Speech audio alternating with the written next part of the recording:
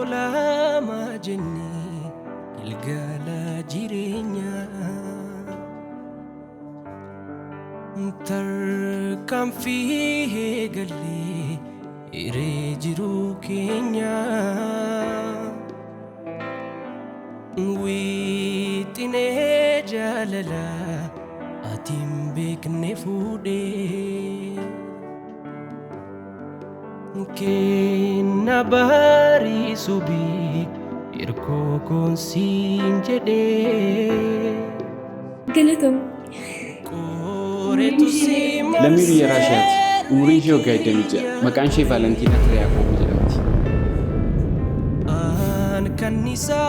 Kun gaaffii baay'ee salphaadha. Inumaayyuu Juun 16 bara 1963 kan isheen awwaara godhatte. Ililli urgooftu mannaaf kalaqee yoom fudhachuuf jedhu daandiirratti maqee akkani warraaqne jirri keena hudhee jaalalli qulqulluu qalbii Barsiistuu cimtuu qofa.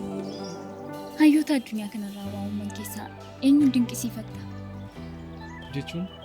Jechuun eenyuun ajaa'ibsiifatta? Xiyyaara. Namoonni xiyyaara uuman baay'inaan akkasumas immoo isaan irraacha. Yeroo jalqabaaf xiyyaara kan hojjetan jedhanii qubee kan barsiisuu jalqaban yeroo jalqabaaf kan barsiisotaa. Hayyoota beekamoo addunyaa kanaas ta'e ogeessota beekamoo addunyaa kanaa yeroo jalqabaaf kan barsiisotaadha. Maal siin jechuu barbaadeensi kabaja naaf malee naaf hin kennu. Barattuu cimtuu ta'uu danda'a. Garuu barsiistuu ta'uu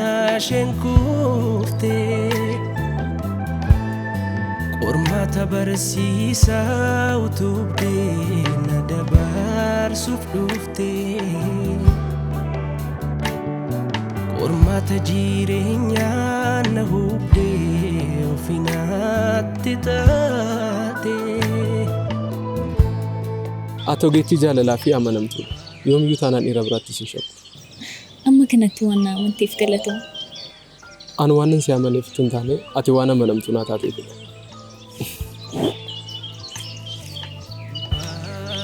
Baay'een si jaalladha. Yoomiyyuu taanaan si dhabuun barbaada.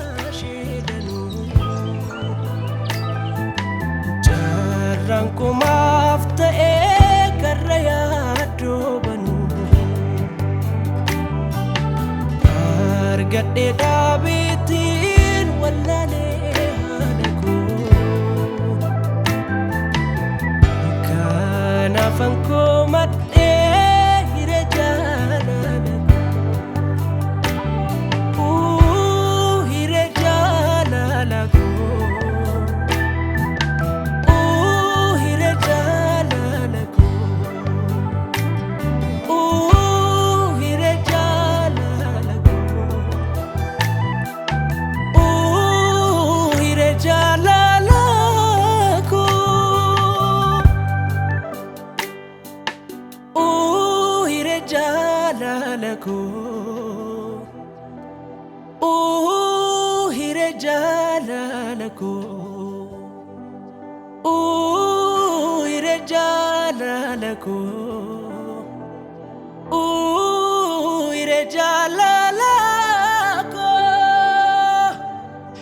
Maaliif jaallatte yoo siin jedhee deebii akkamii deebisuu fi dandeessa?